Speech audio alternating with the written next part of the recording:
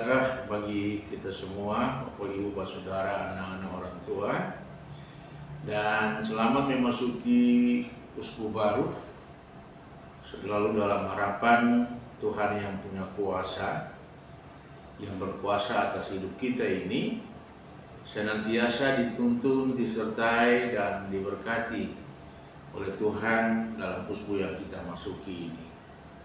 Sudah menjadi kewajiban bagi jemaat GPM Silo mendahului semua aktivitas kita ada dalam rumah buka uskup, dan oleh karena itu juga kita akan membaca Alkitab. Mendahulunya kita berdoa.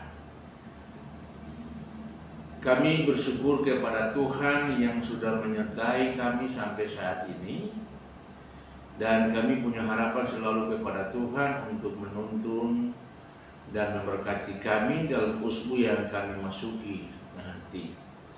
Biarlah dalam kehidupan yang kami jalani adalah hari-hari di mana keselamatan senantiasa diberikan oleh Tuhan, dan mengawali seluruh perjalanan pelayanan, aktivitas, tugas dan tanggung jawab kami juga merindukan firman Tuhan yang menuntun langkah perjalanan hidup. Oleh karena itu tentu kami dengan Roh Kudus-Mu dari Alkitab yang kami baca sebagai firman Tuhan dan refleksi yang akan kami sampaikan. Biarlah semua itu menjadi pedoman bagi kami apa yang harus kami lakukan dalam tugas dan tanggung jawab di tengah kehidupan ini. Berfirmanlah kepada kami ya Tuhan, kami siap untuk mendengarnya. Amin.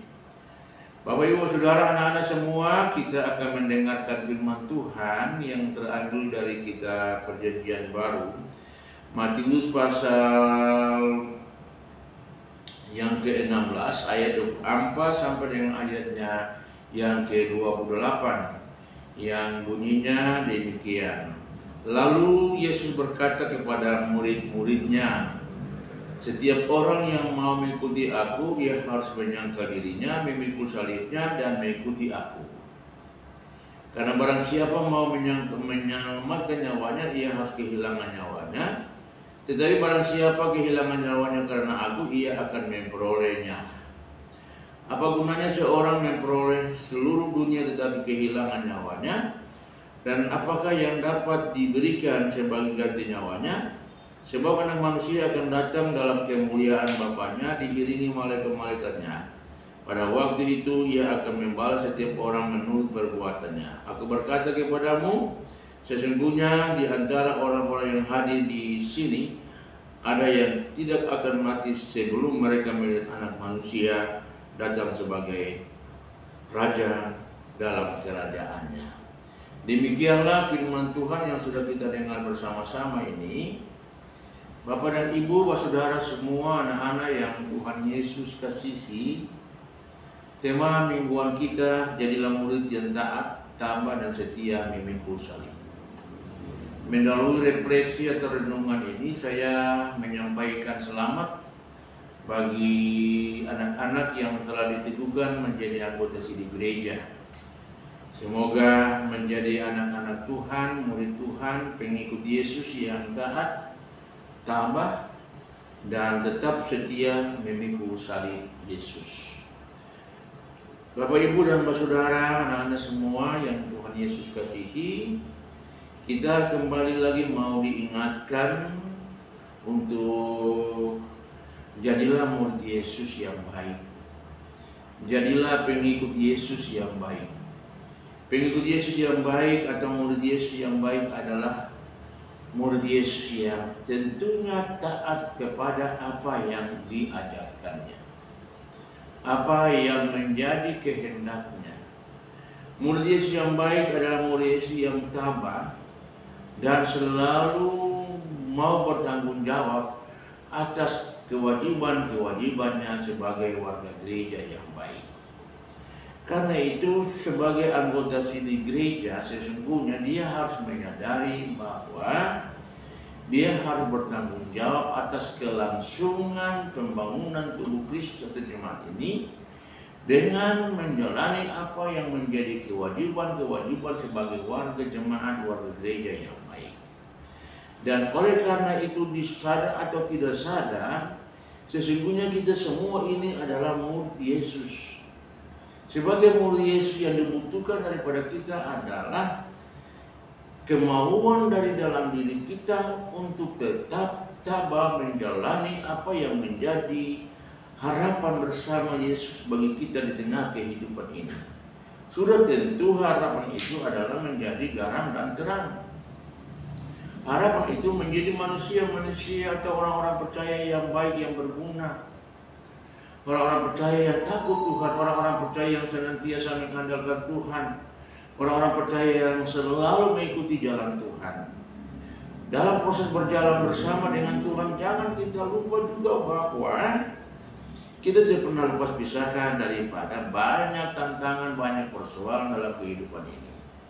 Banyak godaan, banyak hal yang bisa saja membuat kita menjadi hanyut, terlena dengan semua arus-arus dunia yang menyesatkan. Karena itu, butuhlah ketaatan yang benar-benar terekspresi dari sikap diri kita sebagai pengikut Yesus yang baik.